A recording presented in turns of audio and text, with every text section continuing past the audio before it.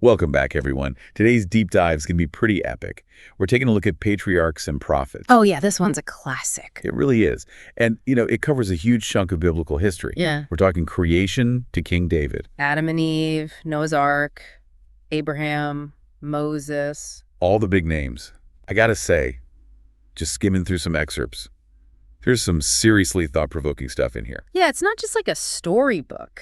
Yeah. You know, it really digs into the why. Why did these things happen? What were the consequences? And how does it all connect to us today? Exactly. Yeah. Take the flood, for example. Yeah. I always thought of the geologic evidence as something that, people use to disprove the Bible. Right. See, science and faith don't mix. But in the book, it's almost like the author's saying, no. What if this evidence is actually confirming the truth of the flood? It's a different way of looking at things. Don't be afraid of science. Don't be afraid to question, to explore. Which is kind of what we're doing here, right? Yeah, totally. And speaking of questions, the stuff about creation and the fall really got me thinking. Okay, yeah, the Garden of Eden, the Tree of Knowledge. We all know the story, but what's the deeper meaning? Why even have this whole test in the first place? Well, think about it. God could have made us like robots, right? Programmed to just love and obey him perfectly. But that's not real love, is it? No, definitely not. True love has to be chosen. And that's what the tree was all about. It was a choice, a chance for Adam and Eve to say yes to God because they wanted to, not because they had to. That's a really cool way to look at it. And what's wild is that whole tension between freedom and restriction, it's something we're still dealing with today in so many ways. Oh, absolutely. All those debates about individual rights versus the good of society. Or even on a personal level. Doing what you want versus doing what you know is right. It all goes back to that fundamental question. How much freedom is too much? And what happens when we choose wrong? Exactly. It's like this ancient story is still whispering to us, guiding us as we navigate those same tensions in our own lives. It's amazing how relevant these old stories can be. And speaking of stories that resonate, let's talk about the flood. Talk about a story that's been debated and analyzed for centuries. What stood out to you about the book's take on it? Well, what struck me was the idea that the flood wasn't just about judgment, It was also about mercy, God wiping the slate clean and giving humanity a fresh start. I like that. We all need those fresh starts sometimes, right? A chance to let go of the past and embrace a new beginning. Totally. But the book also asks the hard questions, why didn't those people listen to Noah? Why did they ignore all the warning signs? It's like they were so caught up in their own lives, their routines, that they were blind to what was right in front of them. Sound familiar to anyone? Well, yeah.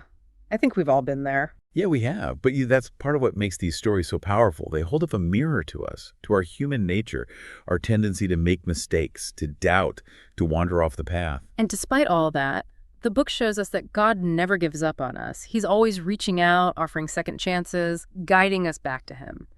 Which brings us to the patriarchs. Abraham, Isaac, Jacob. What a family. Seriously, it's like a soap opera, but with, way higher stakes. Yeah. And what I found really interesting is how their lives, even with all their flaws and failures, become these incredible illustrations of God's faithfulness. Oh, yeah. Like Abraham being asked to sacrifice Isaac. Talk about a test of faith. Wow. But his willingness to obey, even when it made no sense at all, just speaks volumes about his trust in God. Absolutely. And the book makes this really interesting connection between Isaac carrying the wood for the sacrifice and Christ carrying the cross. Oh, wow. Yeah, that is deep. It's like foreshadowing, right? Pointing forward to the ultimate sacrifice, God's willingness to give everything for us. Exactly. And that's just one example of the layers of meaning you find when you really dive into these stories. We could spend hours unpacking all the symbolism and the connections. Yeah, we could. In fact, we should spend hours, which is why I'm so excited to keep exploring this book with you. Me too. We've barely scratched the surface here. We've got the Exodus, the wilderness wanderings, the Judges, the rise of King David. It's going to be an epic journey. It is. And what makes it so special is that we're not just skimming the surface. We're diving deep, wrestling with the big questions, and hopefully coming away with some insights that'll stick with us. Speaking of sticking with us, if you're enjoying this deep dive so far, make sure you hit that subscribe button. You won't want to miss the rest of this series. Oh yeah, definitely subscribe. And if you're really intrigued, we highly recommend checking out the full book, Patriarchs and Prophets. It's an incredible resource for anyone who wants to go deeper with the Bible. Okay, before we get too carried away, let's take a break and come back for part 2. We'll pick up the story with the Exodus, all of the drama, the miracles, the wilderness wanderings. Yeah, it's going to be good. See you soon. Okay, so we left off talking about the patriarchs, right?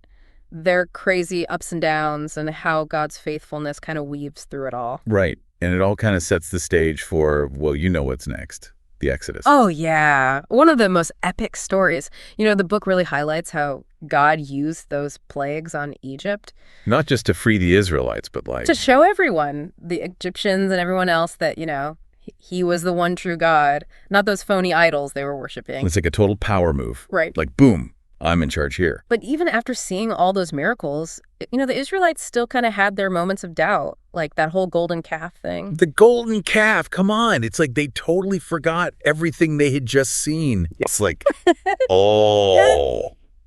It makes you think, right? About how easy it is to fall back into old habits, even when you know better. Oh, yeah. We've all been there. Totally. Okay, but speaking of, well, progress. That whole wandering in the wilderness thing, Yeah. talk about a test of patience. 40 years. You'd think after a while they'd be like, okay, we get it. Trust God, follow the plan. Right. But no, they kept grumbling and complaining and just testing God's patience. Yeah, they were really pushing it. It's like that road trip where everyone's hungry and cranky and just wants to get there already. Oh, I've been on those road trips. Yeah, me too. But the thing is about that wilderness journey, it wasn't just about getting from point A to point B. It was about something way deeper. Absolutely. Refining their character, their faith, Yeah. getting them ready for what was next. Yeah. Because think about it. They'd been slaves for generations. Right. Their whole identity was wrapped up in being, oppressed, relying on someone else to tell them what to do. Yeah. So the wilderness was like boot camp for freedom, like a crash course in learning what it really means to be God's people, to trust him, to follow his leadership. Even when it's tough. Yeah, even when it's tough. And, the book doesn't shy away from, the struggles. It's real about how they messed up, they doubted, they faced consequences. But through it all, God is still there, faithful as ever. Always. Providing, guiding, never giving up. Even when they're driving him crazy, it's like he's saying, look, I know you're not perfect, but I'm committed to you. I'm in this for the long haul. Yeah. Which brings us to the time of the judges. Yeah. And, let's just say things get a little messy. Yeah, a little messy is an understatement. It was just constant cycles, turning away from God, facing the consequences, crying out for help, God delivers, and then they do it all over again. Talk about roller coaster. Yeah. But even in the middle of all that chaos, there's these bright spots, these people who rise up and they just have this incredible faith and courage, like Gideon. Oh, yeah, Gideon. What a story. Leading an army of just 300 men against a massive enemy force. Yeah. It's such a powerful image. It's like God saying, don't rely on your own strength or your numbers. Trust me and I'll do the impossible. Yeah. It's like he's got this, toolbox full of miracles just waiting to be unleashed. Absolutely. But we have to be willing to let go of our limited perspective and trust in his plan. And speaking of trusting in God, well, we have to talk about King David, one of the, if not the most beloved figures in biblical history. Right. Shepherd boy, musician, warrior, king. What a life. Full of adventure. And drama. Oh, yeah. Can't forget the drama. Right. But, the book does a great job of showing both the triumphs and the tragedies of David's life. Definitely. It doesn't sugarcoat anything. No. It shows his flaws, his mistakes, but also his deep devotion to God. And that courage. I mean, that whole David and Goliath story. Legendary. It's like the ultimate underdog story, right? Totally. And I think what resonates with people is that David's victory wasn't just about strength. Yeah. It was about something much deeper. Trust in God, even when all the odds are stacked against you. Knowing that true strength comes from aligning yourself with God's will, his purpose for your life. Exactly. And, the book doesn't shy away from the darker parts of David's life either, like his sin with Bathsheba. Right. It's a reminder that even the most, spiritual people can make some pretty awful mistakes. Yeah, and that those mistakes have consequences. But it also shows us the power of repentance, of turning back to God, seeking forgiveness. It's a reminder that God's grace is bigger than our messes. Yeah. He's always willing to forgive and restore when we come to him with, a sincere heart. We've covered a lot of ground here, from creation to the flood, the Yes. patriarchs, the Exodus, the wilderness, the judges, and now King David. I know, right? It's like a whirlwind tour of biblical history. It is, and we're not even done yet. There's still so much to explore in Patriarchs and Prophets. We've barely scratched the surface of all the stories and lessons in this book. We've only just begun. So if you're enjoying this deep dive, make sure you hit that subscribe button. You won't want to miss what comes next. Oh, yeah. Subscribe, and if you're ready to, really dig deep, grab a copy of Patriarchs and Prophets and start reading for yourself. You won't regret it. Definitely. Now, before we move on to the final part of our deep dive, I want you to take a second and think about, what stood out to you so far. What story, what character, what lesson has really resonated with you? What's spoken to your heart? And how could those insights be relevant to your own life, to your own journey of faith? We'll be right back to wrap up this incredible exploration of Patriarchs and Prophets. Welcome back to our deep dive into Patriarchs and Prophets. We've covered a lot of ground: creation, the flood, patriarchs, Exodus, all the way to King David. It's been quite the journey. But what's interesting to me is how all these stories, they kind of point to a bigger picture, a deeper theme that runs through the whole book. Ooh, intriguing. What's this big theme? It's the idea of the covenant, that, agreement between God and humanity.